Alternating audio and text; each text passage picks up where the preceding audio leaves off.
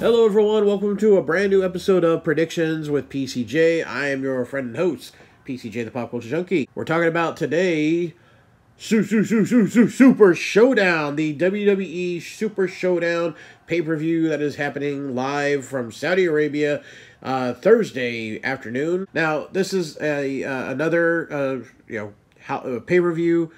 I call them glorified house show matches because they're very predictable. The matches are similar to what you would see at house shows, and we don't really see any, big twists, surprises, etc.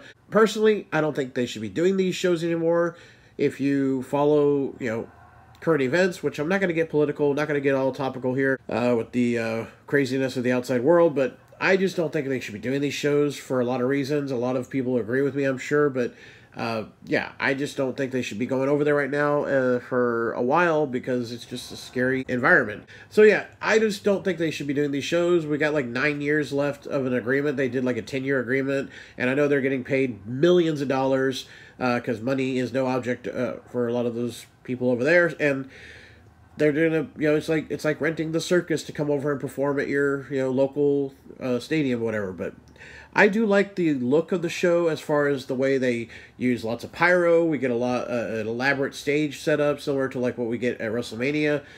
Just wish that WWE would put more effort into their staging and pyro for the regular pay-per-views that we get every month. But let's get into the card, and we're going to talk about the matches we have coming up. We're going to cover some news and rumors, and we'll get into some fan questions. So I will be live tweeting during the show. If you want to follow along with me on Twitter, PopCultureJunk2 is my handle, and I'll be live tweeting during the whole Super Showdown show. I think it starts at like 11 o'clock in the morning or maybe noon. Alright, so first off we have the SmackDown Tag Team title match. The New Day of Kofi Kingston and Big E defending against John Morrison and The Miz. I'm going to go with Morrison and The Miz. I don't think they're going to, build this up and then have Morrison and Miz lose their first time. So I'm going to go with Morrison and Miz getting the win and the titles. We have a steel cage match. Roman Reigns versus Baron Corbin. Why do we need to see this match again? Obviously, Roman Reigns is going to get the win here. They didn't say whether it's going to be pinfall submission or escape the cage rules or not. So I'm going to say Roman will just, spear, pin, win. We have a gauntlet match for the To Wake trophy, because every time they do a show there, they have to have some kind of tournament or battle royal or Royal Rumble or whatever. And this time around, it's a To Wake trophy. It's going to be a gauntlet match. We have Rey Mysterio, R-Truth, Eric Rowan, Bobby Lashley, Andrade, and AJ Styles. AJ Styles is going to get the win. Then we have the WWE SmackDown Women's title match. Bayley defending against Naomi. This is our second women's match. The last Super Showdown, or Crown Jewel, I think it was called last time, they had Natalya versus Lacey Evans. I'm sure Bayley and Naomi are going to come out fully dressed from neck down, wearing full, completely covered outfit, and then just a t-shirt or something over. Bayley will get the win here. I don't think Naomi's going to be winning the title anytime soon, but we're going to go with Bayley. We have the Raw Tag Team title match. Seth Rollins and Murphy defending against the Street Profits. Going to go with Rollins and Murphy getting the win here. Then we have Brock Lesnar, the WWE Champion, defending against Ricochet. Lesnar will get the win there. And lastly, we have the Universal title match. Bray Wyatt the Fiend defending against Goldberg. Please don't have Goldberg win. Oh my gosh. Why are we bringing Goldberg back? It's like, I don't get it. He hasn't wrestled in forever. The last time we saw him was against The Undertaker, and they both almost killed each other in the ring from botching. I don't know, I just get a weird, eerie feeling again, like a few years ago when Kevin Owens was the Universal Champion, and he was amazing as it. And then they brought in Goldberg to beat Owens in 10 seconds, it felt like, and then drop the belt to Lesnar. It was just, it was a waste. Wasted Kevin Owens title reign. So who's going to get the win here? I've heard lots of rumors. I've heard lots of rumors of people saying Goldberg is going to get the win here, and then Roman will win Elimination Chamber, and then he'll beat Goldberg at Mania, which I think would be a huge mistake if you're going to try to get Roman over, and you're going to be like, oh, we'll have him beat Goldberg. That'll make him over. No, it's still not going to work, people. He'll be booed out of the building. Yeah, I'm going to go with Bray Wyatt getting the win here, okay? Gotta keep the Fiend strong, okay? It's the best character they have right now. So that's all the predictions for the matches. Let's go on to some news and rumors. Goldberg was recently on the Total Slam podcast, and he spoke about the match he had with Undertaker at last year's Super Showdown, and how it was the perfect storm of no good. He blamed ring rust and 150-degree weather on the botches they had. Well, yeah, this is an open-top stadium that they have these shows in, and it is 100+ degrees, it feels like, just outside, let alone in a ring or wrestling matches. But you also have to factor in, okay, Goldberg does not wrestle long matches. He was known for spears, jackhammer, pin. That's it. I mean, that's what he was, known for in WCW. He was never known for being a great wrestler. It was all, the look and the appeal of just his character. That was it. I just don't think Goldberg needs to wrestle anymore. I get that, he's probably getting paid, a couple mil for this or whatever, but just no. So WWE is reporting that they are not sending as many talent to Saudi Arabia as they usually do. WWE wants to make sure that there will be enough talent in the U.S. for the SmackDown show the following night. So if we remember what happened last year, allegedly and supposedly, the plane that was carrying the majority of the WWE talent back to the States after the show, excluding Brock Lesnar, who had his own plane, and I believe Hogan, Flair, and like one other, part-timer, main star, top star, got to hitch a ride. Heyman was with them. They took Lesnar's plane, which is why Lesnar appeared on SmackDown the next night, because as soon as his match and everything was done, everyone got on his plane and took off. But the plane that was meant for the rest of the card to fly home was delayed.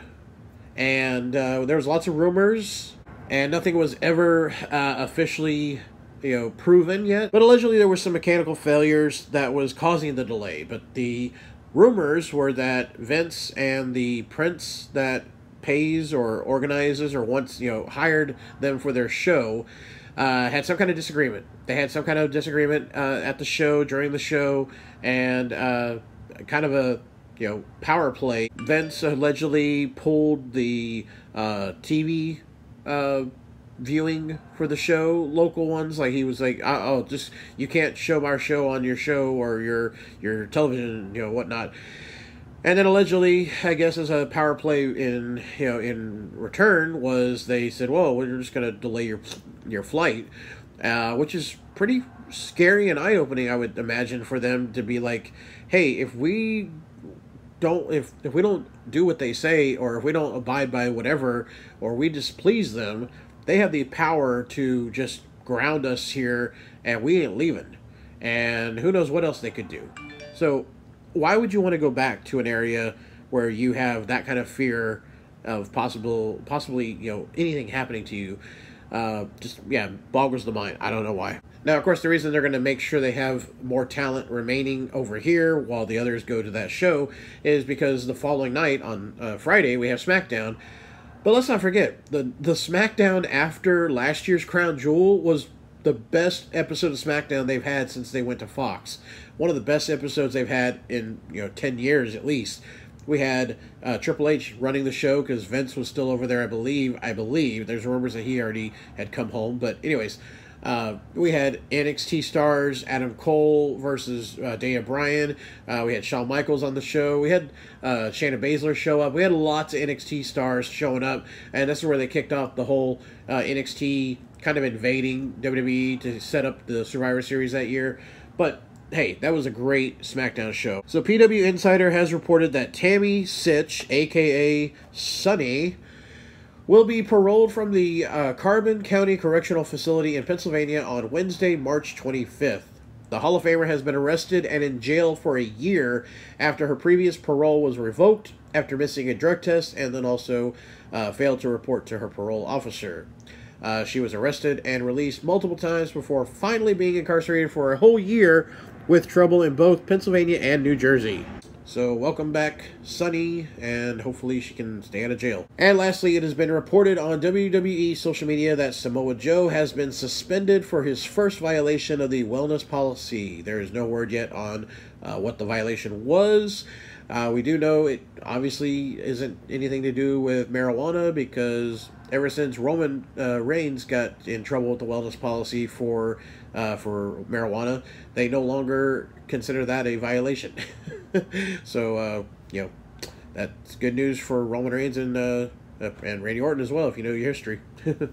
All right, let's move on to fan questions. If you want to send me any questions or topics to discuss and get a shout out on these videos, just follow me on Twitter and Facebook as well. I post out there to let you know when you can send me questions and topics to discuss on these prediction shows. Starting off, Michelle, who should challenge Asuka and Kairi Sane for the tag titles at WrestleMania? I think we're going towards Beth Phoenix and Natalya. We've already seen Natalya have a little bit of an interaction with the Kabuki Warriors on Raw recently. We've seen Beth Phoenix a lot lately, especially with Edge coming back.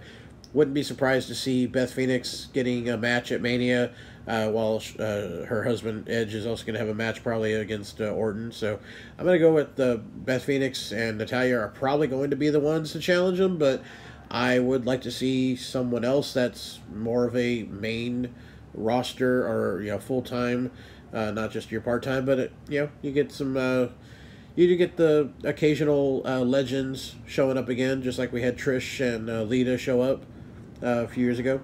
Rage in the Cage, Pushfire Barry, bra and panty matches, pudding matches, evening gown matches. I'm going to push bra and panty. I will fire pudding matches. I never cared for those. And I'll bury the evening gown matches. Kitten Hunter. Will we see Bayley or Naomi attacked with water bottles as they make their entrances at Super Showdown? Wouldn't be surprised.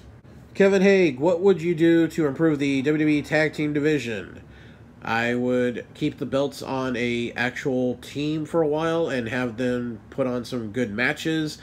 And I would actually bring in some tag teams on and off from different shows, as in get rid of 2 titles. You only need 1 tag belts, okay? You don't need Raw and SmackDown. You could keep the NXT tag belts and keep that separate, but I would have 1 tag title, and it goes from both shows to each show. I think it's watered down to have that 2 titles or 2 separate tag team championships. Kevin also asked, if you were making a new faction, who would the members be? I always thought they could redo DX. I thought they could do something like that, but not call it DX, but have some kind of rule-breaking, you know, badass, younger version. I thought something like a Dolph Ziggler, Seth Rollins, and then maybe, I want to say the Revival, just because they're a good tag team, but they're not really that kind of, you know, they don't really have that personality. They're more straight shooter. So I could also see another faction where you have, I thought this would be perfect. You have Roman Reigns and the Usos, and they've been teaming, of course, because they're, you know, they're relatives and all. But I thought they could actually be a faction, something like that, and then just bring in somebody else as a fourth, or bring in a female, have Tamina join them. That'd be awesome. There you go. Or Nia Jax. How about that? The Usos, Tamina, Nia, and Roman. That could be a faction right there, and that could keep them busy doing other things besides putting Roman or Nia in the title picture, which I don't think they belong in right now. The man called Stan, if you could sit ringside for any previous WrestleMania main event, which would you pick? It would be one that I should have gone to, and unfortunately was flat broke at the time. That would be WrestleMania 17, The Rock versus Stone Cold for the WWF title at the Astrodome. I wish I could have gone at the time when the tickets went on sale, though. I've said this before. I had just left one job and was completely broke, could not afford it. Only thing I was able to barely afford was the $20 FanFest tickets, and I got to stand in line for an hour and a half to get an autograph that I thought was going to be either Mick Foley, the Hardy Boys, Chyna, or Triple H, because they were all in line, or they were all at the table, and they would just rotate talent instead of just staying at one table. And by the time I got up to the front, the person that was sitting at the table was Raven. So I have a picture with Raven, and he signed my WrestleMania 17 program. All right, everybody, thanks so much for the questions. I appreciate that. Remember, I will be live tweeting during the Super Showdown. So Pop Culture Junk 2, you can follow me on Twitter, and I'll share my comments and thoughts on there. And then later on, after the show, I will be doing my spoilers, recap, and results episode, so you can check that out as well and hear my thoughts on what they decided to do at this show. Well, if you do watch it, if you get to see it live, if you get to see it, when it's airing live on the W Network, hope you enjoy it, and follow along with me on Twitter so you can share your opinion on what we're watching as well. Okay, guys and gals, thanks for watching, and talk to you later. This is PCJ, the Pop Culture Junkie, signing out.